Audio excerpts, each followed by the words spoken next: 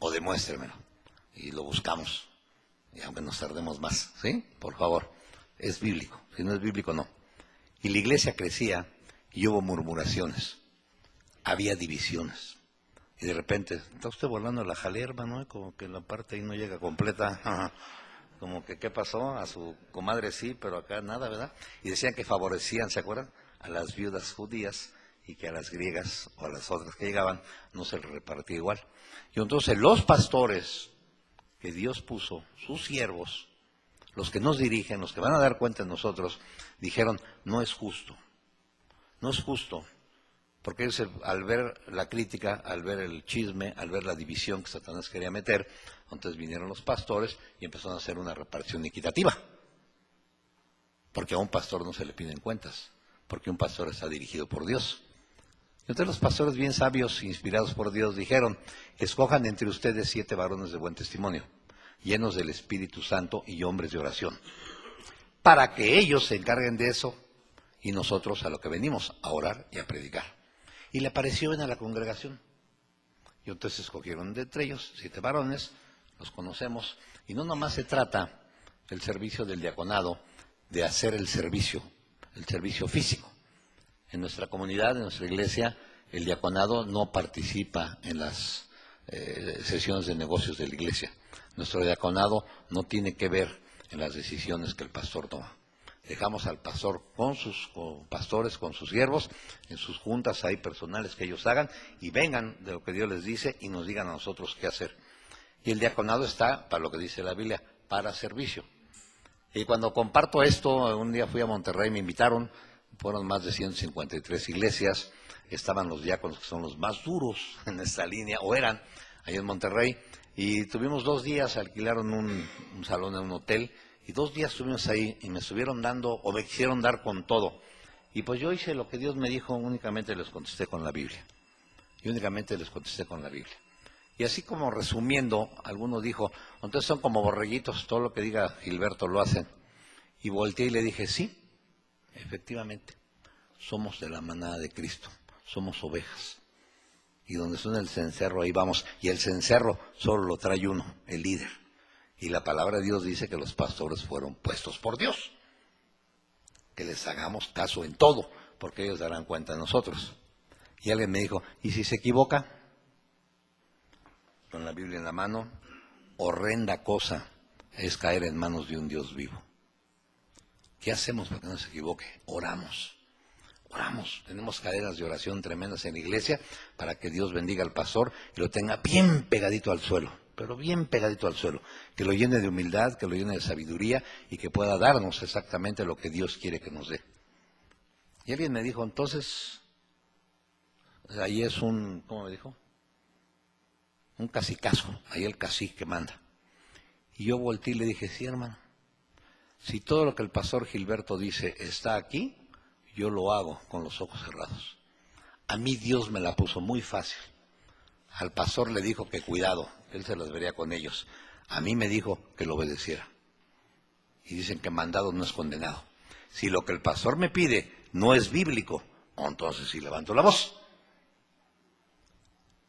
Le dije, le voy a dar un ejemplo. Si el pastor Gilberto me dijera a mí, hermano Almazán, agárrame a todo el diaconado, pele los pelones, vístalos de americanista y me los trae el domingo a la iglesia. Y entonces alguien dijo, a ver, ¿qué hace? Pues fíjese que yo trabajé en seguridad privada muchos años y tuve toda la zona de hospitales ahí en México, les decía yo, y conozco a los directores del Instituto de Psiquiatría. Le hablaría a mi amigo y le diría, llévese a mi pastor y por favor, échele ganas, ¿no? A ver si me lo corrige. Sí, una cosa es ser sumiso y obediente a la palabra de Dios, y otra cosa es ser engañado. Cuando todo lo que viene de la palabra de Dios, no tengo ningún problema. Una hermana en la iglesia, cuando hicimos una campaña que nos están dando mucha bendición, decía, ¿otra campaña? Y casualmente al oír le digo, hermana, son de mucha bendición. Sí, pero una campaña y otra campaña. Pues puras campañas. Hermana, ¿qué hacemos? No, pues otra cosa. De acuerdo, ¿qué hacemos? No, pues otra cosa. Por eso, pero ¿qué hacemos? ¿Qué es otra cosa? No, pues ahí es el pastor. Pues, ¿qué dijo el pastor? Es una campaña. Los pastores por Dios son puestos. Y de repente empezamos a tener una serie de filtraciones satánicas en nuestra mente, en nuestro corazón, y cometemos el error de querer ayudar a Dios. Y se nos olvida nuestra lectura bíblica. ¿Recuerdan a Miriam y recuerdan a Aarón, hermanos de Moisés? ¿Qué dijo Moisés? ¿Qué le dijo Dios a Moisés? Que guardaran la pureza de su raza, que no se metieran con otra raza, que se conservaran. Y Moisés enviuda y se casa con una negrita. ¿Se acuerdan? Bueno, lo han leído. No que se acuerden. Ni yo me acuerdo. Yo andaba cerca, pero todo no. Pues no, tampoco lo vi. Tampoco lo vi. Y entonces, los hermanos de estos personajes, siervos de Dios, una mujer entregada a Dios como Miriam, una profetisa preciosa, una diaconisa hermosa, Aarón, un vocero de Dios, usado por Dios para hablar a Faraón y a todo el pueblo en lo que Moisés decía que no es cierto, que no sabía hablar, que era tartamudo. No es cierto, sí sabía hablar. Ahorita les platico eso. Y entonces agarraron y levantaron su voz. ¿Se acuerdan qué dijeron? ¿A poco nomás por Moisés habla Dios? Jehová. ¿Y se acuerdan qué les pasó a Miriam? Se llenó de lepra y la sacaron del campamento. Y yo me imagino a Dios, me imagino con mucho respeto a Dios, llegando con Miriam a su corazón y decirle, oye, ¿qué te pasa? ¿Tú crees que no conozco a Moisés? Lo conozco desde antes de la fundación del mundo. Y lo tuve y lo preparé 40 años en Egipto para que se preparara con poder y con sabiduría, porque yo sabía lo que le iba a encargar. Y luego, ¿sabes qué? Lo mandé 40 años humillado a cuidar borregos y a sujetarse a la voluntad de su suegro. Sí, y luego lo traje para darle una gran encomienda. Y si no sabes cómo trabajo con él, me cuesta trabajo. ¿Y qué crees que no sabes lo que hizo? Claro que lo sé. ¿Y por qué crees que lo permití? Porque tengo un propósito y no necesito ayudantes. Nunca te atrevas a volver a levantar la voz contra mi siervo. Y léele lo que dice: a mis siervos yo los voy a juzgar. Nadie más. Cuando la Iglesia Bautista Oreb entendió esto y empezamos a trabajar bajo esta dinámica, hermanos, sucedieron cosas maravillosas. Nuestro pastor se enfermó. Se le tapó una coronaria, tenía que ser operado de emergencia. Nos dijeron los médicos que 60% que se muriera, que perdiera la vida, que fuera al cielo, que se le acelerara la santificación. Y oramos, fuimos allá, estuvimos en cardiología, afuera había una guardia de oración permanente. El doctor, después de todos los estudios, lo puso en el quirófano, pidió el último estudio preoperatorio, y cuando lo vio ya listo, con el bisturí en la mano, se le quedó viendo. ¿Sí? Todavía no le ponían anestesia y le dijo, oiga, tiene usted la vara alta arriba, ¿verdad? No tiene nada. ¿Qué? ¿No tiene nada? A ver, doctor, llegaron dos médicos y lo enderezaron, así, la camisa se sentó, no tiene nada. Entonces, ¿qué? Pues visas y váyase. No tiene nada. ¿Saben cuál es el gran problema que a veces recibimos los cristianos? Y lo digo con mucho respeto. Hermanos, ¿ustedes creen que de veras Dios haya abierto el Mar Rojo? Sí, de veras. ¿Creen que de veras haya resucitado a Lázaro después de 4 días de muerto? Sí, sí lo creen de veras. Sí, y que haya devuelto la vista a un ciego de nacimiento. ¿Hay alguien lo duda o todos creemos que sí lo hizo? ¿Y ustedes creen que Dios tiene un lugar para ustedes en el cielo? ¿De veras creen que hay una morada para ustedes ahí? ¿Sí se la creen? ¿Saben cuál es el problema? Yo también igual que ustedes. ¿Saben cuál es el problema? Que al Dios del presente no le creemos. Le creemos al Dios del pasado, le creemos al Dios del futuro, pero al del presente no le creemos.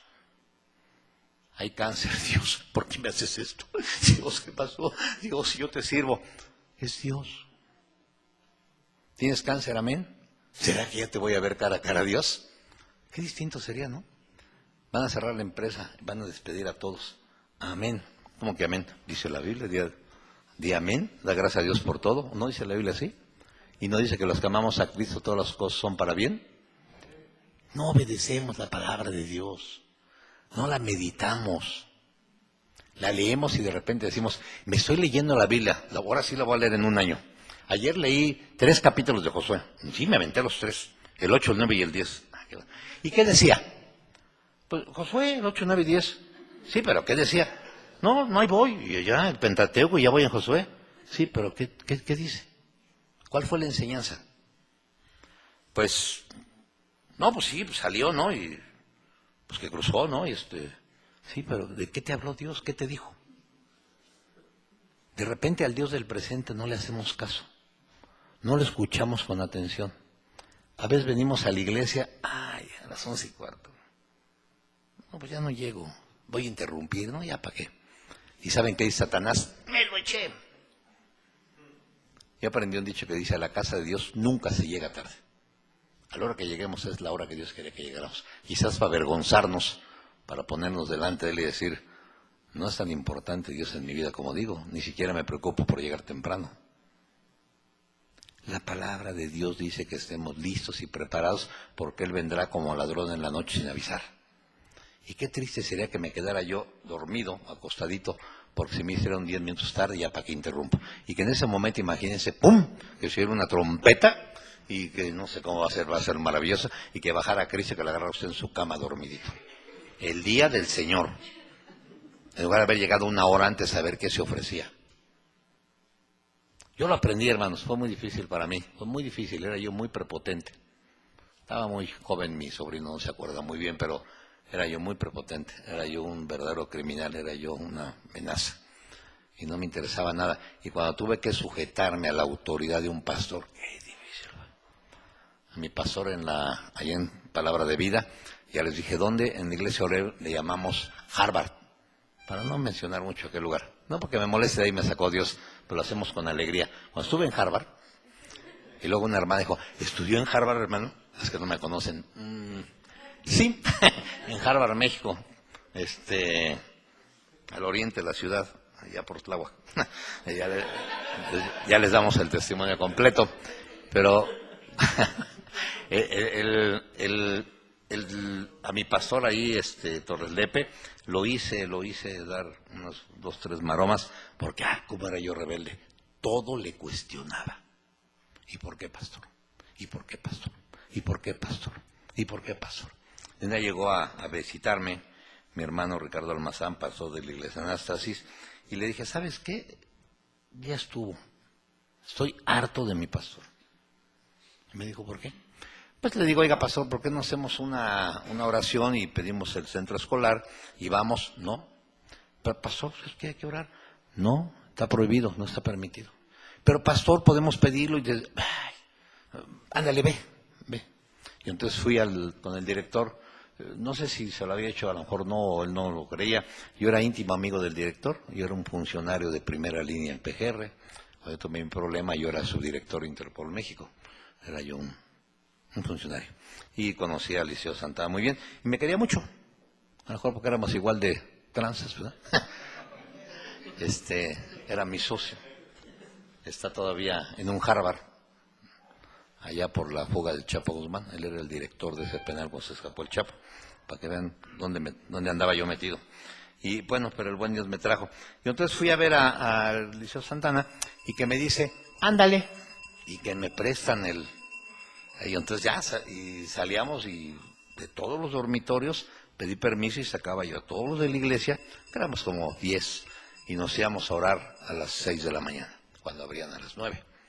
No pasábamos lista. Eso es contra la ley del hombre, pero no contra la ley de Dios. Hay que ir a ingreso. En ingreso, cuando llega la gente, es muy difícil para todos. El que ya está acostumbrado a eso, está esperando a las 72 horas a ver si se queda. Está así, quieto. Y el que está nuevo, pues está espantadísimo, esperando, creyendo que se va a quedar ahí toda la vida, y no sabe, y su familia. Ahí hace falta la palabra de Dios.